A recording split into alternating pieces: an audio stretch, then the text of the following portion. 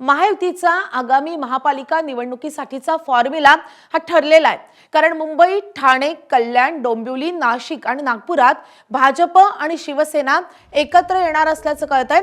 मात्र पुणे आणि पिंपरी चिंचवड महापालिकेमध्ये राष्ट्रवादी आणि भाजप हे वेगवेगळे लढतायत।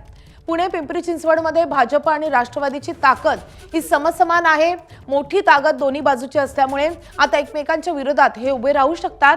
अशात कार्यकर्त्यांना संधी मिळावी आणि बंडखोरी होऊ नये यासाठी भाजप आणि राष्ट्रवादीने वेगवेगळी रणनीती आखलेली आहे। नवी मुंबई संदर्भात अद्यापही निर्णय झालेला नाहीये।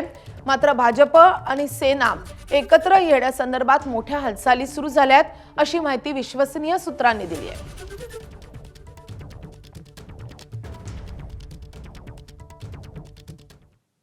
तर सोयीनुसार महायुती नेमकी कशी आणि कुठे कुठे होणार पाहूयात ग्राफिक्सच्या माध्यमातून। तर भाजप शिवसेना कुठल्या कुठल्या महापालिकांमध्ये एकत्र लढू शकते आपण पाहतोय। मुंबई, ठाणे, कल्याण, डोंबिवली, नाशिक आणि नागपूर। भाजप आणि राष्ट्रवादी स्वतंत्रपणे कुठे लढणार आहे तर पुणे आणि पिंपरी चिंचवड। मात्र नवी मुंबई महापालिकेचा निर्णय अजूनही झालेला नाहीये।